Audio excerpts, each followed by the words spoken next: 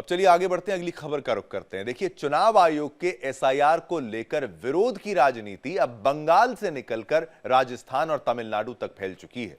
पार्टियों का आरोप है कि एसआईआर प्रक्रिया के कारण न सिर्फ अधिकारी बल्कि स्कूलों के शिक्षक मानसिक प्रताड़ना का सामना कर रहे हैं और आत्महत्या जैसी घटनाएं सामने आ रही हैं। ऐसे में टीएमसी, डीएमके, लेफ्ट और कांग्रेस चुनाव आयोग के खिलाफ खुलकर मोर्चा खोल चुके हैं। क्या है पूरा मामला, अच्छे से जानिए, देखिए हमारी ये स्पेशल रिपोर्ट।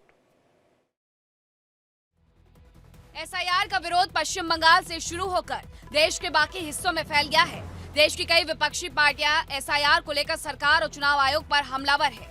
तृणमूल कांग्रेस का कहना है कि इस काम में लगे बीएलओ की मानसिक स्थिति बिगड़ रही है, जिससे वो अपनी जान दे रहे हैं और आम जनता भी इसका नुकसान झेल रही है। उन्होंने इसकी जिम्मेदारी बीजेपी और चुनाव आयोग दोनों पर डाली है।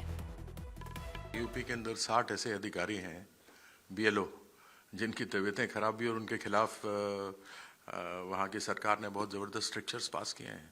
तो ये केवल बंगाल में नहीं है। आप ऐसे 10 करोड़ 12 करोड़ लोगों को एक महीने में प्रक्रिया पूरा करना चाहते हैं, कैसे संभव है? वहीं कांग्रेस भी एसआईआर को लेकर अपनी नाराजगी जता चुकी है। पार्टी के वरिष्ठ नेता तारिक अनवर ने कहा कि इतने कम समय में इस तरह की बड़ी प्रक्रिया को लागू करना ठीक नहीं है। एसआईआर जिस प्रकार से किया जा रहा है ना, वो देख ही रहे हैं, करीब 31 बीएलओ की जाने जा चुकी है अब तक, और वो सब प्रेशर के कारण। तो इसीलिए हम लोगों का विरोध ये था कि इसके लिए पर्याप्त समय होना चाहिए और इसकी कोई आवश्यकता नहीं, कोई ज़रूरत नहीं। जिस चीज़ की कोई ज़रूरत ना हो उसको ज़बरदस्ती थोपने की जो कोशिश चुनाव आयोग कर रहा है सरकार के निर्देश पर, बीजेपी के निर्देश पर, इसलिए लोगों को ऑब्जेक्शन है। दूसरी तरफ भारतीय जनता पार्टी ने इसे एक संवैधानिक प्रक्रिया बताया। पार्टी का कहना है कि इससे अवैध रूप से रह रहे बांग्लादेशियों की पहचान करने में मदद होगी।